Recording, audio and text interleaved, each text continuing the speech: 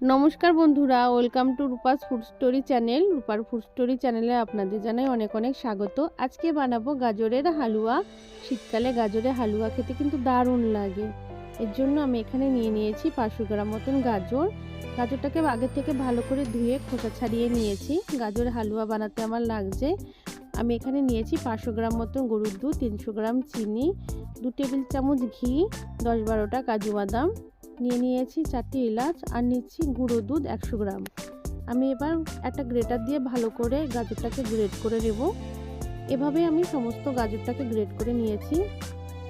কড়াইটা গরম করে কড়াইয়ের মধ্যে আমি 2 চামচ মতন ঘি দিয়ে দিচ্ছি।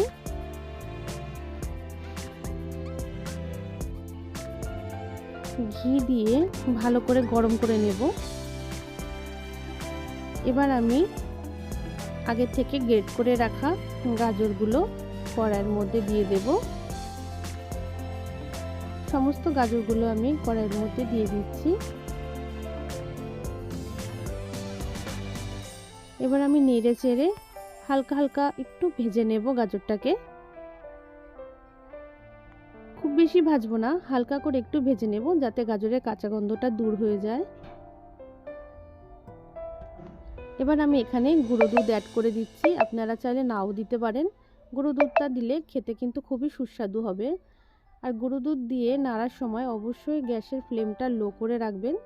আমি লো করে রেখে ভালো করে গুঁড়ো দুধের সাথে গাজরটাকে মিশিয়ে নিচ্ছি। এভাবে আমি অনবরত নেড়ে চেড়ে ভালো করে মিশিয়ে নেব। বারে বার নাড়তে হবে, নাহলে নিচের থেকে লেগে যেতে পারে। এবার আমি গরুর দুধ অ্যাড করে দেব। এখানে আমি দুধটা অ্যাড করে দিয়ে ভালো করে নেড়ে চেড়ে নিয়েছি।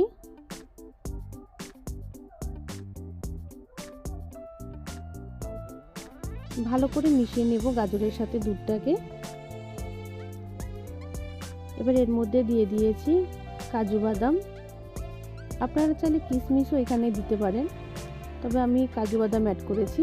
কিছুক্ষণ ঢাকা দিয়ে আমি রান্না করে নেব গাজরটাকে 10 মিনিট মতন। 10 মিনিট পর আমি আবার দিয়ে দেব এখানে চিনি।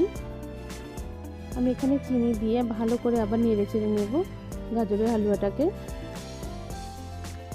চিনির সাথে ভালো করে মিশিয়ে নিচ্ছি।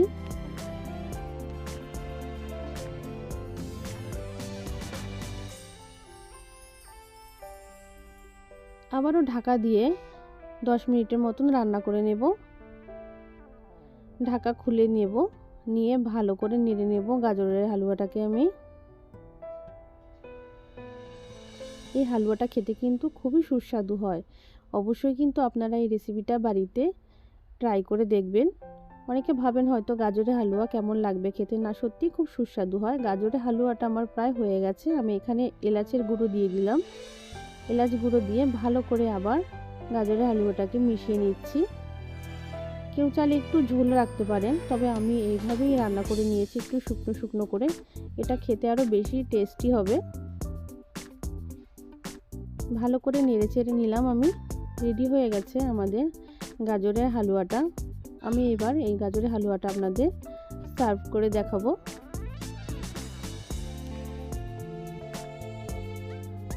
এবার বাটিতে আমি গাজরের হালুয়াটাকে সার্ভ করে দেখাচ্ছি।